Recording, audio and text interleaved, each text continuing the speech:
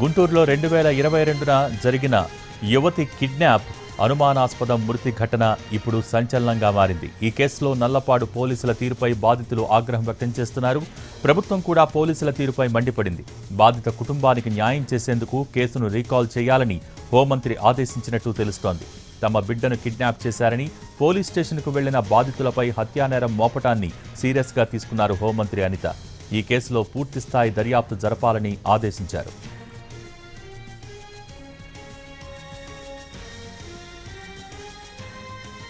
రెండు 2022లో జరిగిన యువతి కిడ్నాప్ అనుమానాస్పద మృతి కేసులో బాధితురాలి తల్లిదండ్రులు ఏమంటున్నారు? అసలు యువతి మృతి కేసులో ఏం జరిగింది? మరింత సమాచారం మా ప్రతినిధి కృష్ణ అందిస్తారు.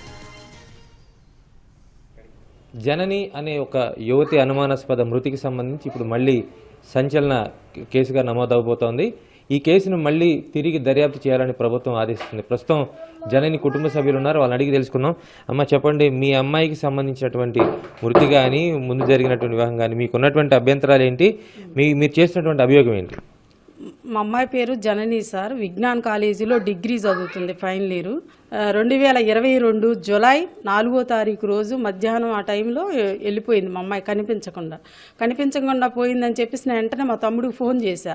మా తమ్ముడు బయటే ఉండి వెంటనే డిఎస్పీ మేడం దగ్గరికి వెళ్ళి, మేడం ఇట్లా మా అమ్మాయి మిస్ అయింది, మా మేనగోడలు కనిపించడం లేదు మేడం అనగానే, మేడం గారు డిఎస్పీ ప్రశాంతి మేడం గారు నల్లబాడు స్టేషన్కి ఫోన్ చేసి ఎవరు అందుబాటులో ఉంటే వాళ్ళు ఎస్ఐని పంపించండి ఎస్ఐ గారిని అనగానే, ఎస్ఐ గారు ఏడుగొండల ఎస్ఐ గారు వచ్చారు గుజ్జినగోడ సెంటర్. అక్కడుండి మా అబ్బాయి అదే బైక్ మీద ఎక్కి వచ్చారు ఇద్దరు, ఎస్ఐ గారు మా తమ్ముడు. వస్తే మేము ఇక్కడి నుంచి కలిసి వెళ్ళిన తర్వాత వాళ్ళ మేనమామ భార్య బయట ఉన్న క్రమంలో అడిగారు, ఏంటమ్మా ఇట్లా బండారు ఆనంద్ తీసుకొని మా ఇంట్లో ఉంటూ ఆటో తోలుకుంటున్నాడు, వాళ్ళది సాతులూరు, అక్కడికి తీసుకుపోయి ఉంటాడండి, మా ఇంటికైతే తీసుకురాలేదని చెప్పింది. సరే మీ భర్తని అక్కడ రమ్మను స్టేషన్ కాడికి అని చెప్పేసి ఎస్ఐ గారు మేము కలిసి వచ్చేసాం.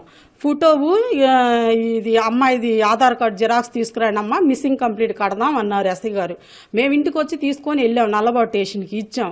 వెళ్ళిన తర్వాత 11వ తారీఖు ఇక రిమైండ్ చేస్తున్నాం నిన్నని చెప్పేసి 6:30 అప్పుడు గవర్నమెంట్ హాస్పిటల్లో చూపించి అక్కడి నుంచి మళ్ళీ మన గుంటూరులోనే మొబైల్ కోర్టులోకి తీసుకొచ్చి ప్రవేశపెట్టారు. క్రమంలో సార్ 2 ఏళ్లుగా మేము పోరాడుతూనే ఉన్నాం సార్ న్యాయం కోసం. హైరార్కీ ప్రకారంగా చట్టపరంగా ఎస్సీ గారి స్థాయి నుంచి ఐజీపీ గారి వరకు ప్రతిసారిని కలవడం జరుగుతుంది సార్. అందరినీ కలిసాము, మా బాధను చెప్తున్నాము, మాకు న్యాయం కావాలని అప్పటి నుంచి మేము అడుగుతున్నాం సార్. మేడం గారు కూడా, గౌరవనీయ హోంమంత్రి గారు దాదాపు అరగంట సేపు మా మొరంతా ఆలకించి వెంటనే తక్షణ చర్యలు తీసుకొని చాలా బాధపడ్డారు సార్. చాలా ఆవేదనకు గురయ్యారు.